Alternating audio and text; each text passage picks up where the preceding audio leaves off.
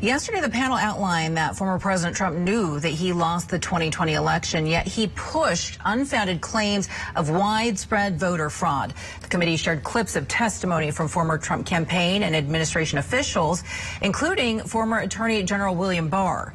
Barr said there was no proof of widespread voter fraud and resigned before Trump's term ended, telling the committee the election fraud claims kept coming without merit.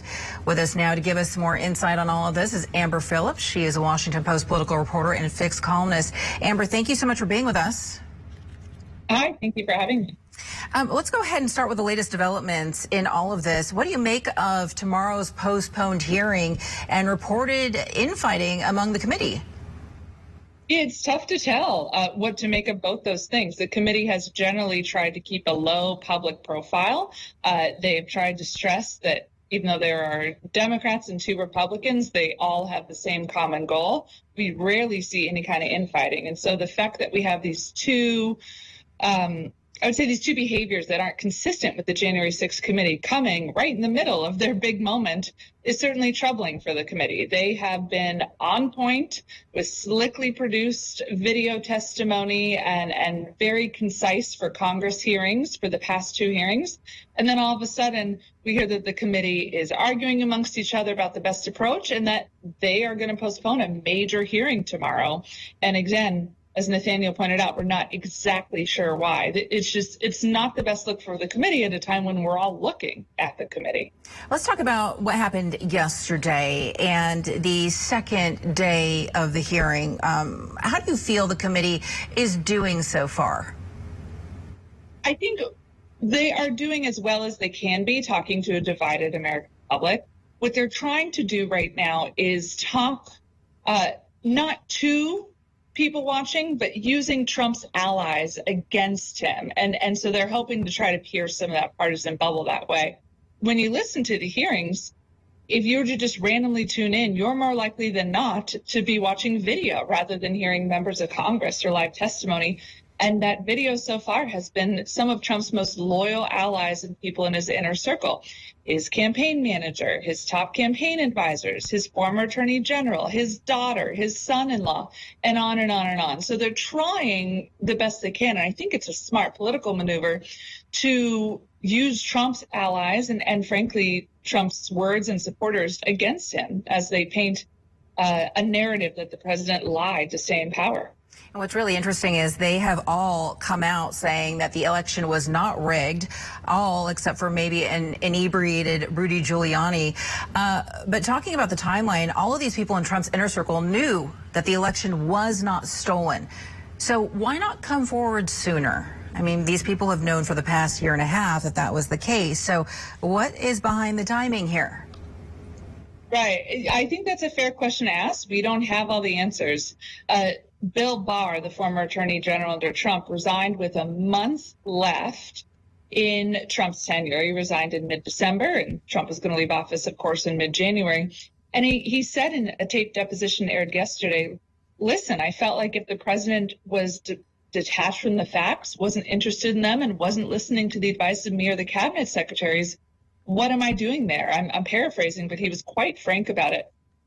Now, to your question, why didn't he come forward and talk about this publicly? Well, Barr has said he talked to a reporter about it, but a lot of these narratives of people like Trump campaign manager pushing back on election night or Bill Barr pushing back on voting machine theories that were completely baseless and just pull out of thin air were not public until the committee started investigating this. And I think that's a fair question of if these people were so concerned that they were willing to essentially lose their jobs, why didn't they speak out in the moment about this? In the meantime, the House Select Committee has been calling this the big lie, and these falsehoods continue. There are candidates out there that are endorsed by Trump, members of Congress, who say that this election was stolen.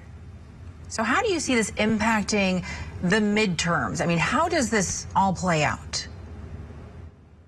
It's a very good question because we are at a crossroads, I think, right now more than ever in terms of how we digest what happened in 2020. You have this committee that has tried very hard to follow the facts, to talk to Trump allies, and that wants to, throughout this month, paint the narrative of exactly that there was a lie, there was an intention, a criminal intention even, they might allege, on the part of President and his allies to stay in power. They also want to ask how so many people came to believe this. It led to thousands breaching the barricades of the Capitol and some attacking it violently. And then I think, so that's one, I would say, road that America could go down in terms of how we digest what happened in 2020. And then the others, as you pointed out, endorsing Trump's false election fraud claims, or at the very minimum not pushing back on them, has become a huge part of the Republican Party. Washington Post found federal and state candidates have won primaries so far in 100 races who are willing to endorse this kind of thing. When you dig deeper into investigations done by great local newspapers in states like Nevada and Texas, you find very similarly that this is a really, really common refrain around Republicans right now to endorse Trump's election lies. Where do we go from here? I do not know. Yeah, it begs the question, how closely is Attorney General Merrick Garland watching? What types of crimes have been committed here? What is he looking at? And I know that there is some disagreement that's happening right now among committee members, but what do you know about the Department of Justice's role right now? Yeah, well, he has said, Attorney General Merrick Garland, that he is indeed watching these hearings. But as we know, it is entirely up to him and his staff of whether to prosecute Trump with any kind of crimes. There are some members of the committee, including Liz Cheney, the top Republican, who want to be really forceful. They want to go accuse President Trump of one, if not several crimes. And you hear, especially when she talks, her words, she'll use words like corrupt and intention. And he knew, to try to underscore that President Trump broke federal law when he sent protesters up from the White House, essentially to the Capitol that day on January 6th to try to stop counting the ballots. I will say that the Department of Justice has been very skittish under Biden to investigate a past president. They don't like the precedent that sets. We do not know if even before these committee hearings, there's nothing stopping them from launching their own investigation into the president. And we do not know if they have done that at all, and if so, to what degree. So it seems like the Justice Department is very skittish. I think it's a big question mark of whether Attorney General Merrick Garland does try to look at whether the president committed a crime. Amber Phillips is a political reporter and the fixed columnist for the Washington Post. Amber, thank you so much for joining us today. We appreciate it. Thank you.